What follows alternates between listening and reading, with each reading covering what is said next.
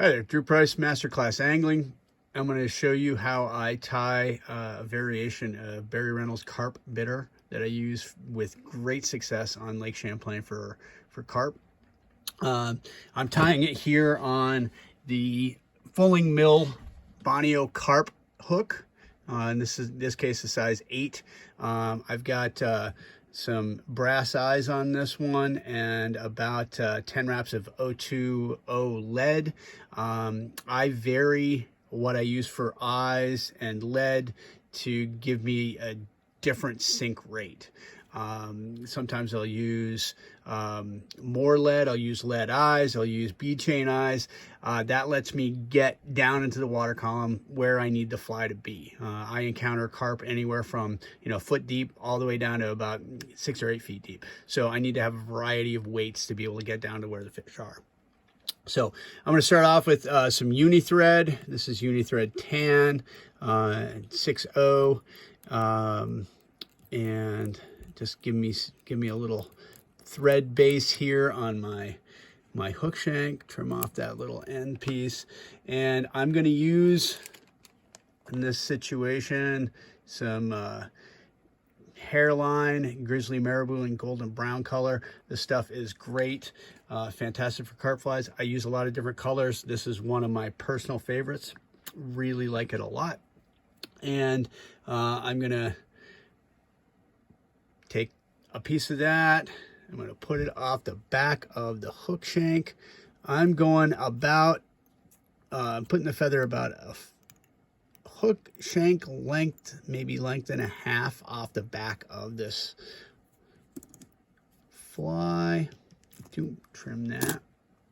All right, so this is where I change it up a little different from how Barry ties it.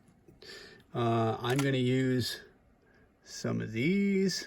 Got to have the nice rubber legs on a carp fly. You don't have to, but it does make a difference for those to get those fish interested. Those are silly legs.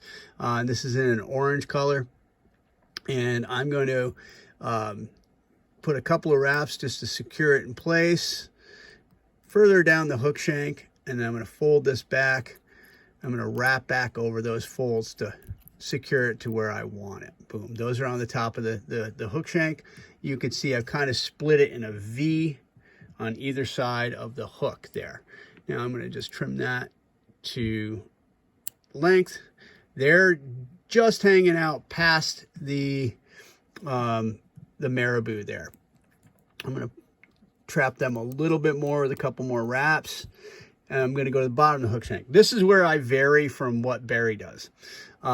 He puts in 4 legs. I'm just using 3. I don't know. For some reason, I like that triceratops look. And so I'm going to put in just a single one on the bottom. That's how I've always tied it. When I was talking to Barry years ago and he told me about it, I think he mentioned 3 legs.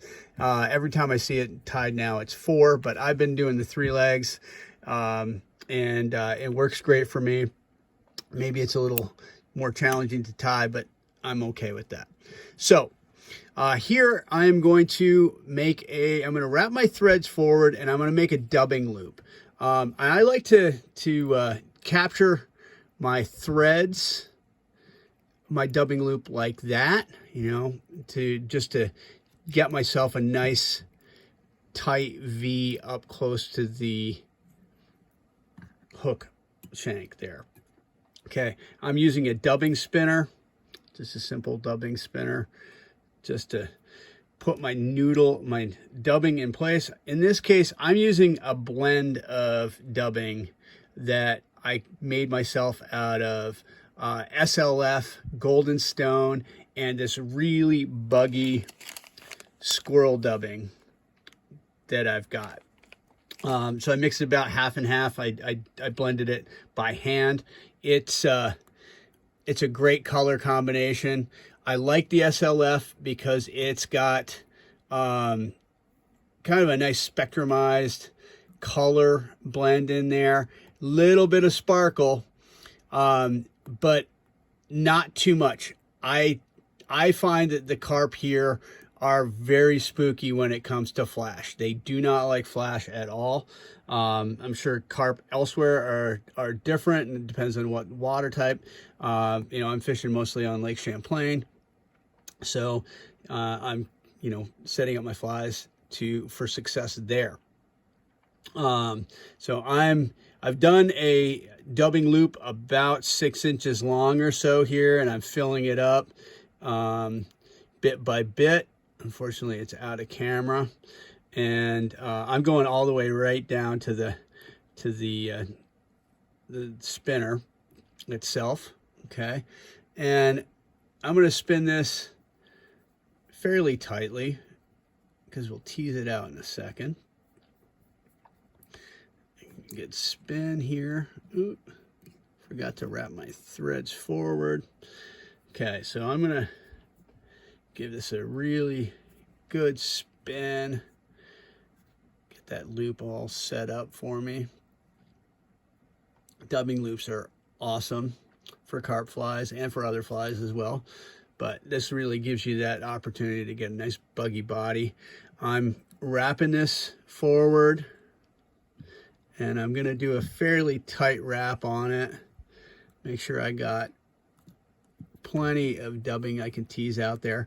Now I'm taking my dubbing noodle with the spinner still on it, and I'm wrapping it over the eyes. And this is going to be a placeholder for me. I'm going to put in 3 or 4 wraps here just to keep that in place.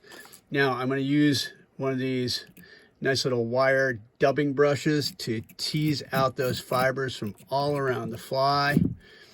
Give them that nice buggy look that carp loves so much. And it also, the other benefit of teasing this out is it kind of softens the landing a little bit, so you get less of a splash when this fly hits the water, which definitely helps out. We all know how spooky carp can be. And when they're in those skinny water situations and you got to get that fly down, you don't want to have too much of a plop. I'm going to use a Whiting Farms chickaboo patch, the Brahma hen chickaboo patch. This stuff is just absolute gold for carp flies.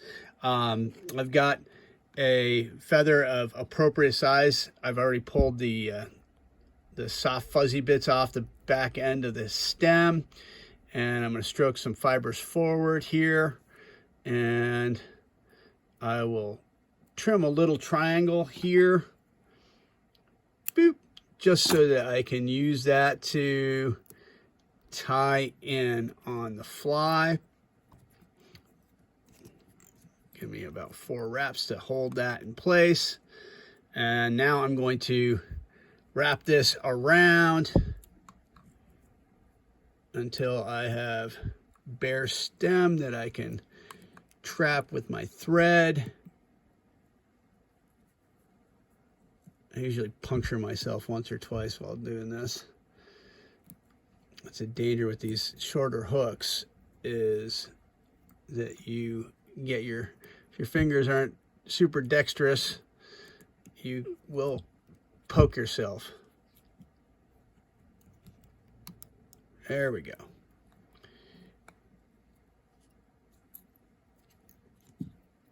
All right, trapping that down. I'm going to pull these fibers back. I definitely want those. Nice set of legs there.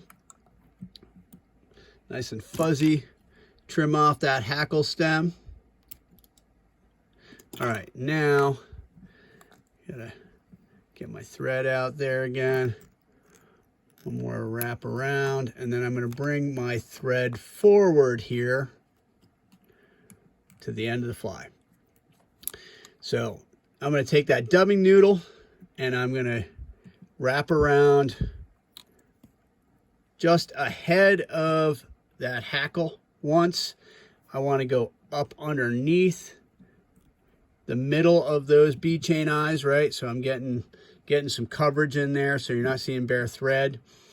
Coming back around, and then I'm going to wrap in front of the hourglass eyes once or twice.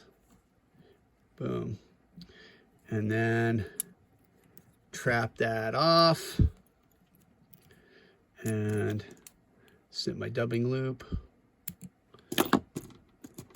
And then quickly use a whip finisher.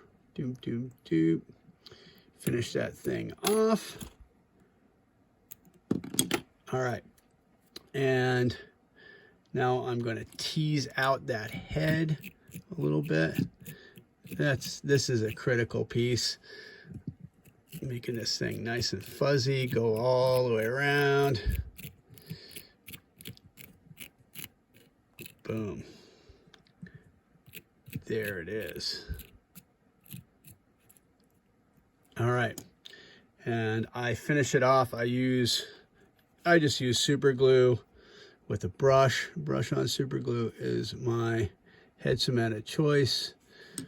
I really like it with carp flies because once it dries, there is no odor to it. I definitely find that carp are very odor sensitive. But that's it. This is the Barry Reynolds carp bitter variation that I use on Lake Champlain.